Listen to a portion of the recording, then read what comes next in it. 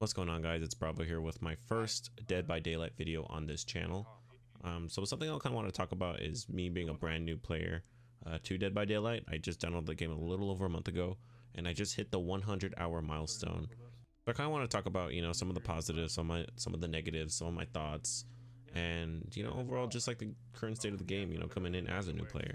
Since the game's been out for quite a while now, I'm not going to go into too much depth on how the game is played or like the objectives or anything like that.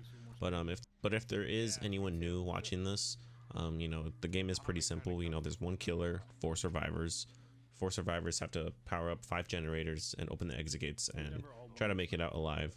The killer, on the other hand, is they need to do whatever it takes to stop the survivors from escaping, pretty much.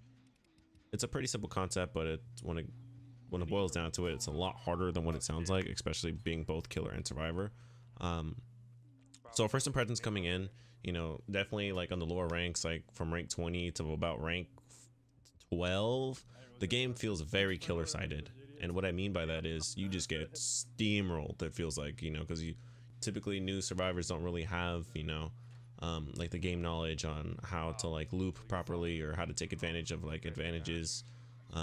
So the game definitely feels killer sided from the very beginning. But once you get to like around 10, the game does get a little bit easier, and survivor sided it feels like, because there's a lot of second chance perks, on the survivor side, such as dead hard, decisive strike, borrowed time, unbreakable, things like that. And especially when survivors know what they're doing, the game becomes astronomically harder on the killer side.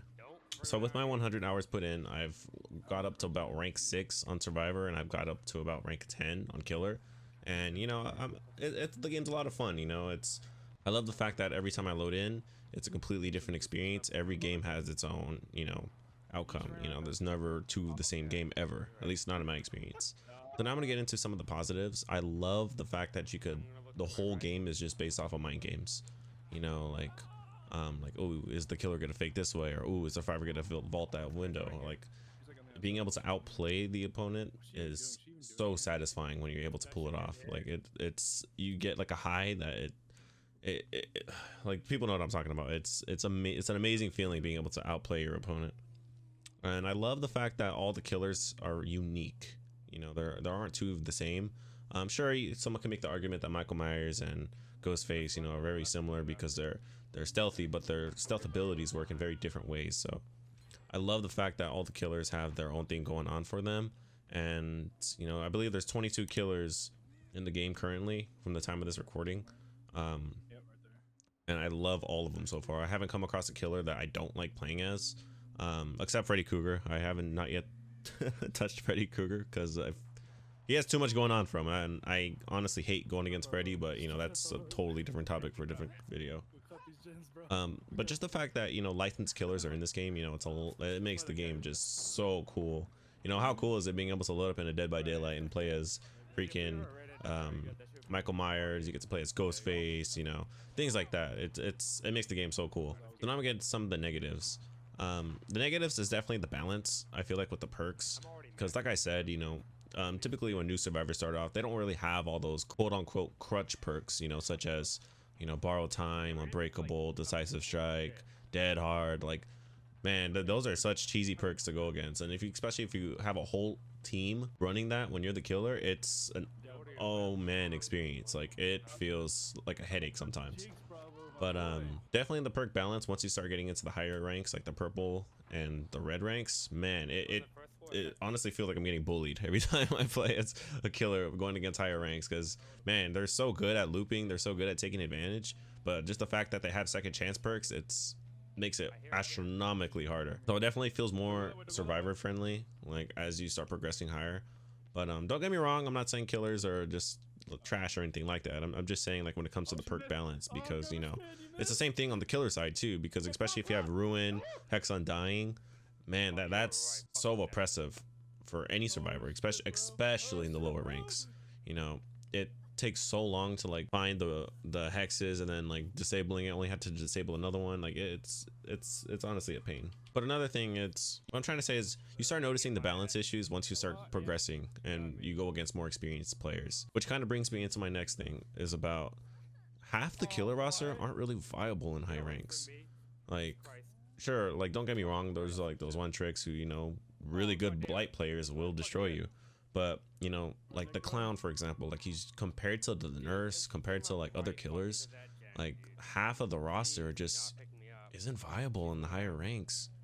And you know, it sucks because it should be I should be able to play any killer at any given rank and still perform well, which I'm not saying that's not the case, but it just playing as the pig and as a rank 1, it's very difficult, you know, like because there's other killers that just have so much going for them compared to some of the other ones. But some of the things that I'd like to see, honestly, is just like a lot more perk balance. I understand that they're going to be doing a decisive strike change, but definitely like the perks do need an overhaul. But another negative I've seen to like come into is more so there's this sense of entitlement from survivors, especially at higher ranks, because you know, when I'm in my killer games, like I just get trashed on in the end game chat. Like, you know, I'll get an easy 4K and survivors want to say, oh my god, you're snugging, oh my god, you're tunneling, like you're so bad, like why didn't you let me go up the stairs, like why didn't you let me get unhooked? Like, dude, what? Let you? Like, what are you talking about? But there's this sense of entitlement, I feel like. And you know, I've kind of like watched, you know, OTZ Darva's videos, and I watch a lot of True Talent, and you know that when I was first starting off, you know, they comments on this, like they make these remarks about said survivors, like about like there's this rule book that, you know, there's like an imaginary rule book out there that apparently like the killers have to follow. And I never understood what they were talking about until I started progressing into the higher ranks. Like that's when I started seeing it for my own. I was just like, man, dude, like what is up with these survivors, dude? Like relax, it's not that serious. But overall, you know, I enjoy my experience of Dead by Daylight thus far. Like I could totally see myself putting in hundreds and hundreds and hundreds, maybe even thousands of hours into this game just because it's so much fun, you know. Despite the issues, I still have a lot of fun playing this game because, you know, it's a lot of fun. There's so much to do. I still have a lot of content to grind out because trying to get 22 killers to rank 50, let alone all the survivors to rank 50, it's gonna take a while. It's like, I want to say at least 1,200 levels just from the killers. Just the killers. So I'm having a lot of fun, you know, getting the teachable perks. I think it's a great system, but overall, you know, like I said, the game is a lot of fun, and if you were considering buying it, I highly recommend it. It's $20, you know, so it's not like a 60 AAA title, but you know, just from what you get out of that $20, you know, it's totally worth it. But yeah, so that's all I really have to comment now. That's kind of like my first impressions within my first 100 hours as a brand new player in 2021. But let me know what you guys think as far as like, you know, what would you guys like to see change? What do you like? What do you dislike? Things like that. I'd definitely like to see that in the comment section down below. But other than that, guys, I appreciate it, and let the rest of the video play out. Other than that, guys, I'll talk to you next time. She's gonna lead her right to it.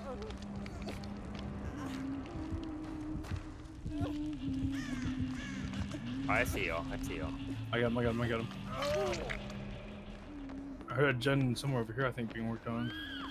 Are you working on that, Nick? No. I thought I heard a gen right there. That one right there. Okay, bet. I could hear what I was on the other side of that wall. Put that right now, just get this shit done. I think we're it too, I think. Oh, it's right there. She's standing right there. Oh. She's gonna come straight for us. Yeah, she's gonna be right there. She's right there. I'm gonna start the door.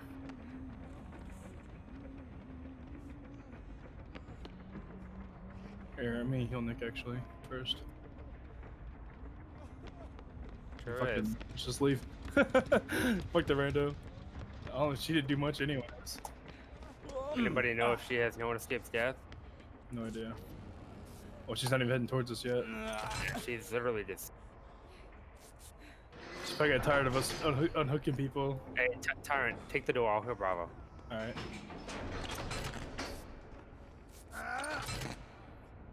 Y'all sure you don't want to go back to the rando? If she has no one escapes death though, bro, we're gonna be feeding just to save her. You're right.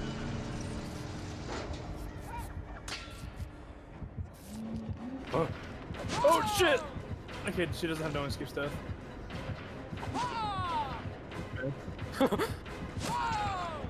I'm gonna go get the rando. Oh fuck, I stepped out. Shit. Nick, you don't die, bro. Oh, oh!